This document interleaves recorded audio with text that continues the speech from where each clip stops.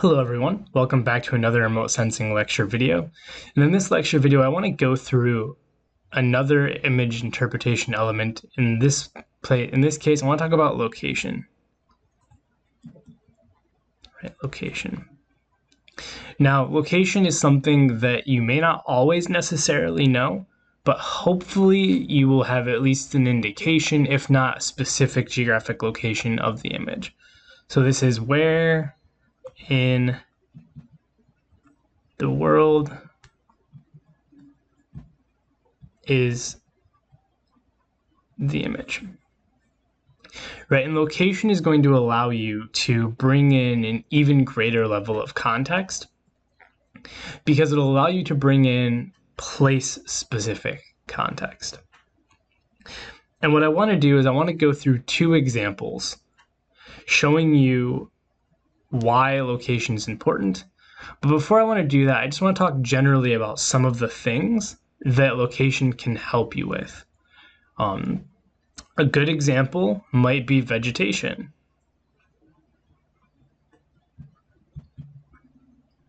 Right? If you're looking at vegetation and you see that you have a clump of trees in your image, and you have the shadows that will give you a little bit more information on maybe what type of tree they are, right? Location will help you eliminate a substantial number of potential tree species, right? Because every single species has a unique habitat and range, and so it can really help you narrow down vegetation. It might also help with specific landmarks, which is one of the examples we're going to go through in a second, where even though you may have other contextual cues, right, location may help you even further.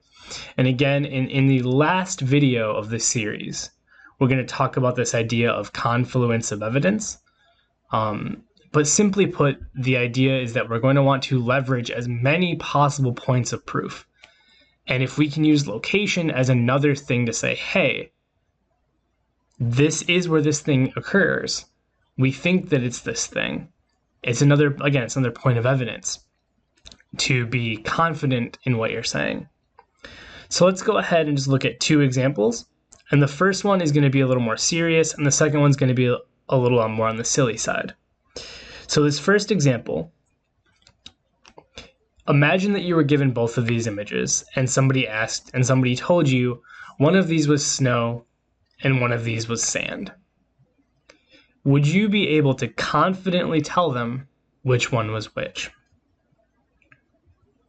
The answer is likely probably not, right? You may have an idea or you may think that you know, but you probably wouldn't be that confident in your response. What if I told you that this image on the left here is from Greenland, and this image on the right here is from New Mexico? Right? Does just knowing the geographic location make you feel more confident that maybe, hey, this one is snow?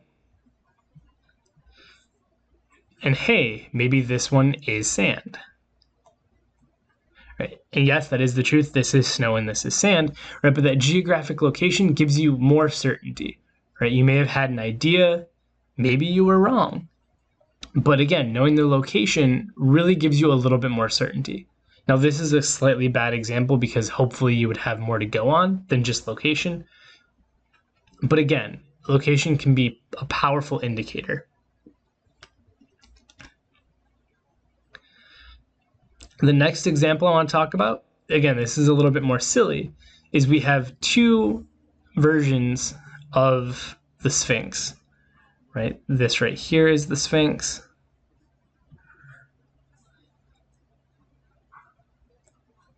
This right here is the Sphinx, right? Now, suppose somebody asked you which one of these is the real Sphinx. Now, hopefully, again, using just general context, you would know that this one is the fake one. But again, just to put a nail in that coffin, what if I told you this was Las Vegas and this was Egypt? Right? Now you would feel even more confident that this is in fact the real Sphinx. So again, a slightly silly example, but it just goes to show you how location can be another point of evidence confirming something that you may have already known. Or it may help you identify things that maybe you weren't as confident on. So hopefully that makes sense. Again, not a whole lot here, just the fact that when you know the location, it can be helpful. As always, please reach out. Thank you.